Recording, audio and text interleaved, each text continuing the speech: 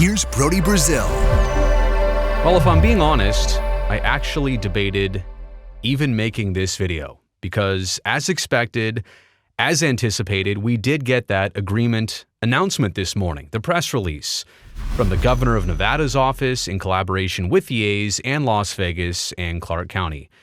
It was a handful of paragraphs, which I will read through entirely and break down comprehensively in just a second, but the overall takeaway is just that nothing really new came of it. I mean, it is a development. It is part of this process. I do think it is significant, but in terms of what it provides us here and now, it's not a lot that we didn't already know. So let's start with the preamble here, if that's how I want to set it up. A loose agreement was publicly revealed through the media, yesterday?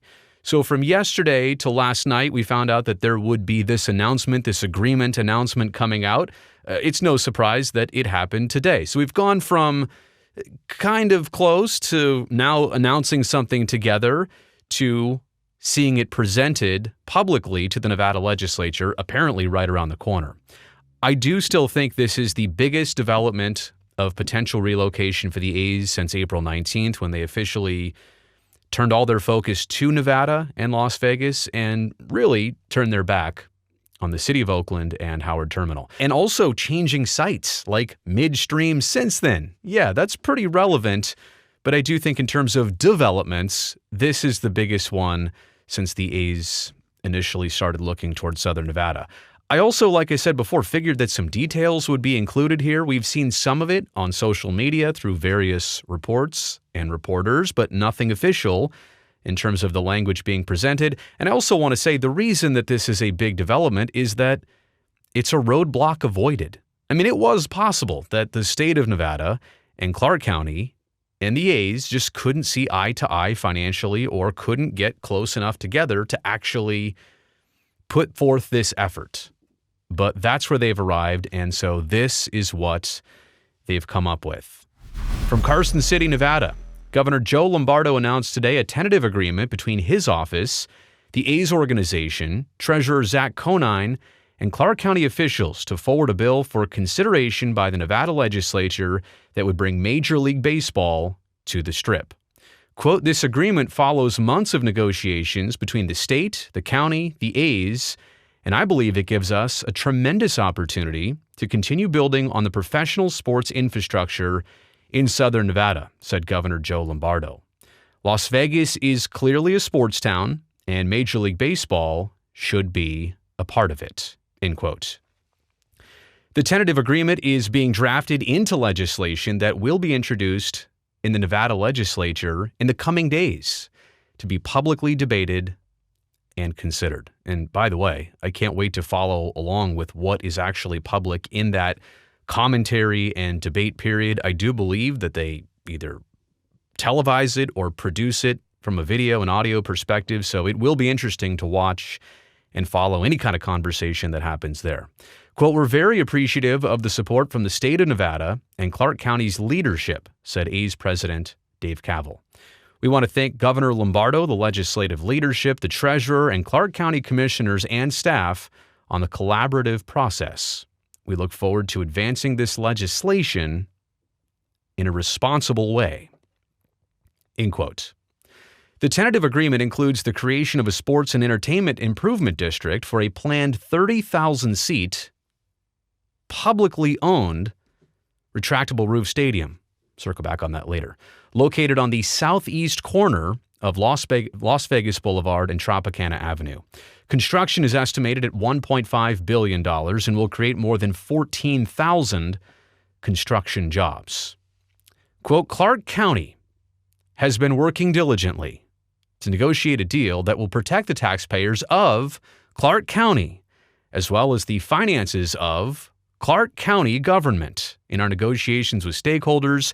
And in reviewing this proposal, we believe it is reflective of the prudent financial practices of Clark County, said Clark County. That's all one sentence. It's the biggest run-on sentence in the history of run-on sentences. Who wrote that? Who said that? Well, Clark County did, but who's Clark County? Let me do that one more time. That It didn't feel right. Clark County has been working diligently to negotiate a deal that will protect the taxpayers of Clark County, as well as the finances of Clark County government. In our negotiations with stakeholders and in reviewing this proposal, we believe it is reflective of the prudent financial practices of Clark County, said Clark County. Isn't it weird that all of the top officials, well, most of the top officials in these respective organizations are being quoted here? And Clark County is an important piece of this puzzle and pie. And there's nobody from Clark County putting their name to this. But I digress. I just want to point that out as we go along here. As part of the proposed legislation, the public-private partnership includes public funding constituting less than 25% of the cost, making it the third lowest public share of cost for the 14 Major League Baseball stadiums built this century. We just stop right here. That is going to be a main talking point and selling point of lawmakers who really want to see this go forward, and quite honestly, from the A's who want to see this go forward. They're touting it as one of the least publicly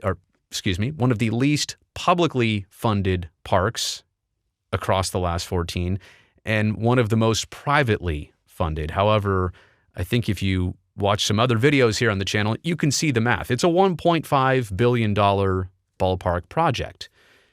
There are also $1.25 billion in built-in incentives, from a waived relocation fee by baseball of about $500 million, of around $395 million in public money, from around $180 million of free land for this site that the A's are not buying, and $175 million from GLPI, the Gaming and Leisure Properties Incorporated. They are contributing not only free property, but also $175 million as part of this process. So you add all that up and you get a pretty large incentive to build a $1.5 billion ballpark. Quote, this tentative agreement minimizes the risk to Nevada taxpayers in the most fiscally responsible manner, said Treasurer Zach Conine. Quote, I'm also pleased that this project will leverage the most private investment of any baseball stadium in the country. And there we go again. I mean, this is written to be suggestive and leading and promoting, and that's what it's doing. And it's just that when you put all of these ballpark projects side by side over time, they're all very different. It really is apples and oranges in terms of private investments and public subsidies and what led each situation to a green light on the actual construction project and process. So again, can crunch the numbers here on your own, but this is the advertisement and the promotion of the project that they want to do.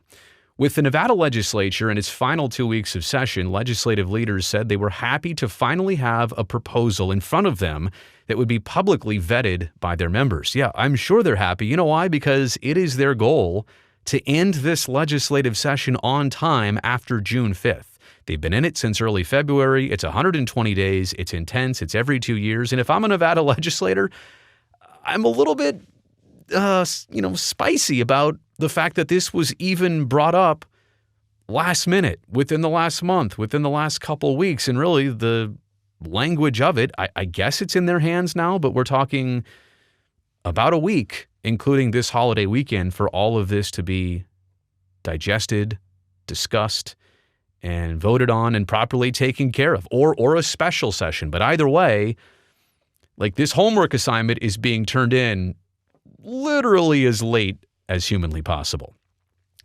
Quote, I'm excited that we have finally received the A's proposal and we are currently reviewing it, said Assembly Speaker Steve Yeager. Quote, as I have continuously said throughout the process, no commitment will be made until we have both evaluated the official proposal and received input from interested parties, including impacted community members. At the end of the day, any decision will be guided by what is best for Nevadans, our economy, and our communities. And let me just say this. I mean, that is the most, diligent thing to say. It's the most responsible thing to say. It's covering yourself a little bit, right? I mean, you don't want to seem overly excited about this or totally negative about it. So that's a very middle of the road comment. But again, that's what you'd expect. And I do respect that. Senate Majority Leader Nicole Cannizzaro, which, by the way, hang on, stop the video here for just a second. I was, checking the news and following Nevada politics like I do now these days. I saw that Nicole Cannizzaro gave birth to a baby boy, I believe, 3 or 4 or 5 days ago. That is incredible, Nicole. All of this stuff aside, credit to you. I don't know how you've been doing this, being pregnant throughout the legislative session and going through that process. I mean, my goodness, full respect. And you're already back giving quotes after that. Like I said, this is all side tracking from the video at hand. This is more of the personal thing. Wow, Nicole, that is absolutely amazing. Unprecedented. You are to be commended for handling everything all at once like this. And congratulations is a big part of it too. Sorry. Senate Majority Leader Nicole Cannizzaro said the proposal will be given full consideration in the Senate before the end of the session. Before the end of the session, full consideration.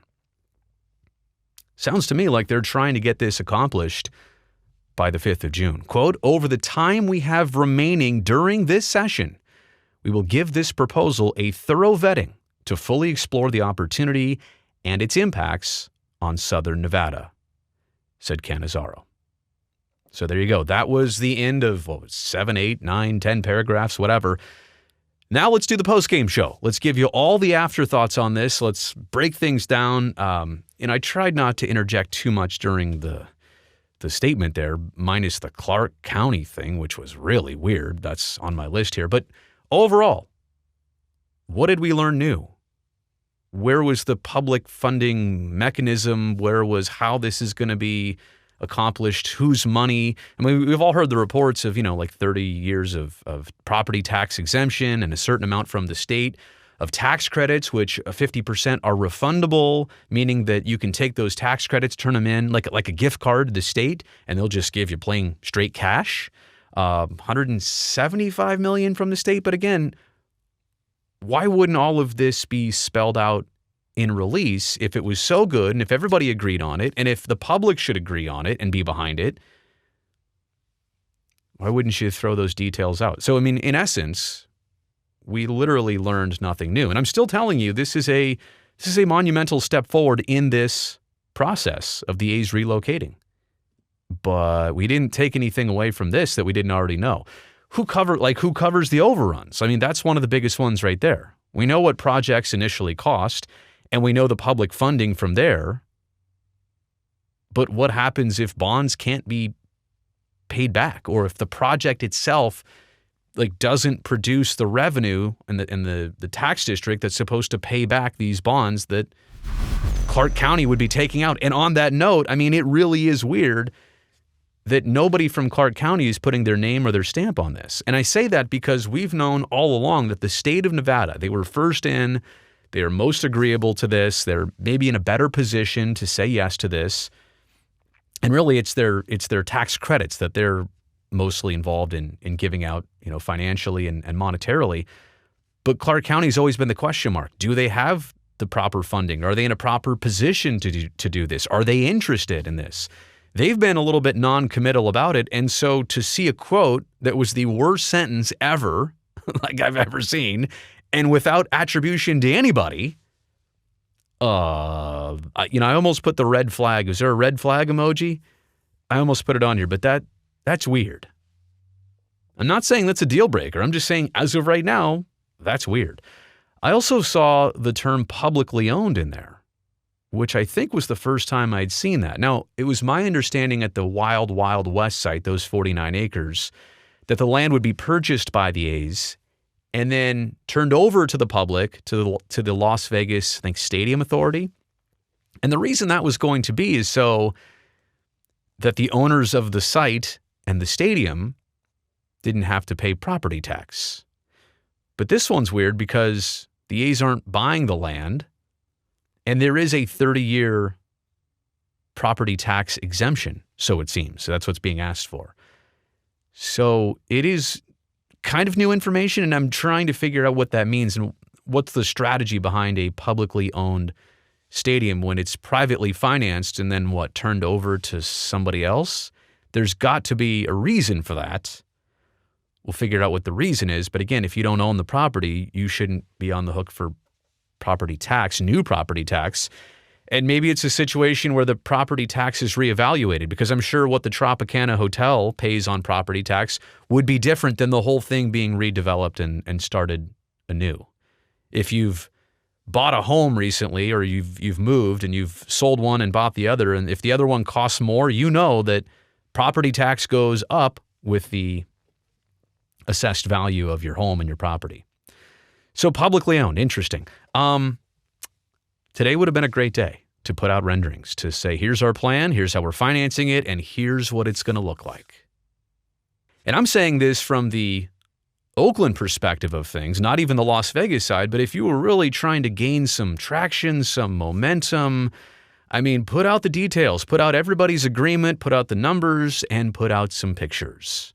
And let everybody soak that in over the weekend. Hey, did you see what the ballpark's going to look like? Man, that could be exciting. But instead, there's nothing out there. And I'll go back to, what do renderings mean? What does a conceptual design mean? In the end, not much. But here and now, it does have some value. I'm a bit surprised, again, that this was an opportunity to do that. And now it creates a situation where lawmakers are kind of being asked to buy a house sight unseen. Who does that? You don't even want to see what's going up here or how it would sit. Now, I saw an interview with one of the Bally's Corporation executives who said, and I don't know if this was like a slip or if this was the accurate truth, he said the ballpark was going to face the airport. That's east. And that's where most ballparks do face, by the way. I was always under the impression it was going to face either north or maybe northwest or have that strip view. But again, it's on the southeast corner, and apparently it's going to face east, according to this Bally's executive.